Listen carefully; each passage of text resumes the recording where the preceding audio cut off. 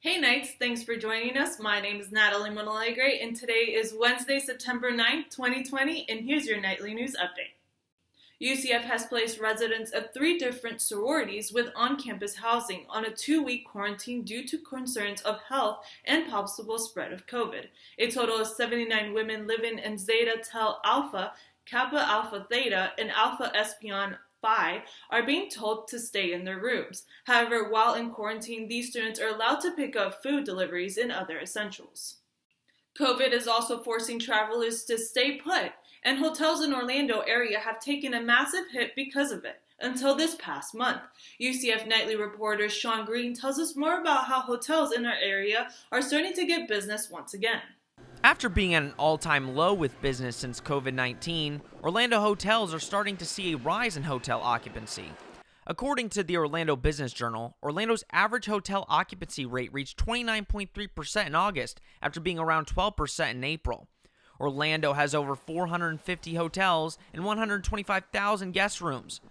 According to a hotel market data report, Orlando is still way below the national average of 48.8% for hotel stayers during COVID-19.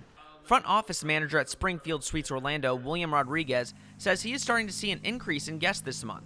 We've seen modest rises weekend-wise, where we see guests trying to make it out to the parks, seeing if it is safe, but more often than not, it is still kind of obviously not where we'd like it to be in the time being. Hotels are taking guest health and safety seriously by closing high-contact areas and limiting the amount of people entering guests' rooms.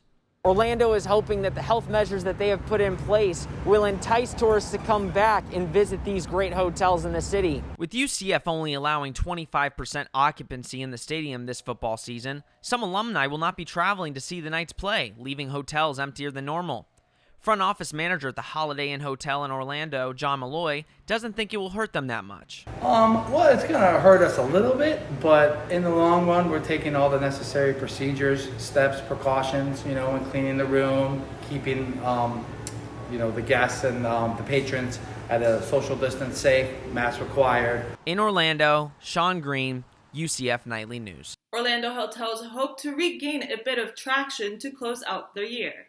Now let's take a look at today's weather forecast. Today's high is 90 degrees with thunderstorms and a 90% chance of rain. Tonight's the low is a cool 76 degrees with a 60% chance of rain. And tomorrow's high is 89 degrees with cloudy skies and an 80% chance of rain, bringing us with more thunderstorms in the afternoon. The fall 2020 semester is definitely not what the new Knights expected. UCF freshmen are currently adapting to a new normal because of COVID-19. Most classes are being held via Zoom, a large amount of clubs are put on hold, and homecoming events like Spirit Splash are postponed. Unlike semesters before, students must wear face masks on campus, and the nightlife new college students dream about is gone. Some freshmen say that they were not expecting this at all. Freshman art history major Sofi Mendoza says she is disappointed that she won't see the full experience. And Spirit Splash and all that, but it's not really the same, even though they're trying to do Pegasus Palooza through Zoom or whatever. I was excited for that, but now they don't have it. It kind of sucks. Mendoza says she stays positive by talking to friends and doing some errands instead of just staying at one place. She hopes to get the full experience after the pandemic ends. UCF says they will continue to make the most of the college experience while keeping a safe environment for new and returning students. The UCF Art Gallery is now open with a new experience, and that could be viewed in person or right from home.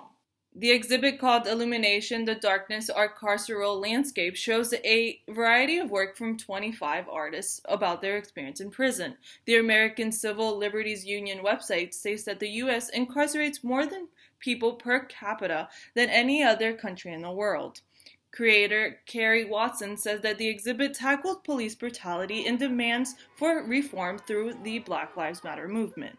It seems to be very important to shine a light on police brutality, violence against people of color, systemic racism, all of the ways in which people of color are marginalized and minoritized by our system here in the United States. Watson says the exhibit also touches on the struggles to rebuild a life after incarceration. The UCF Art Gallery is now open weekdays from 10 a.m. to 5 p.m., or you can also view the virtual exhibit on their website at galleries.cah.ucf.edu.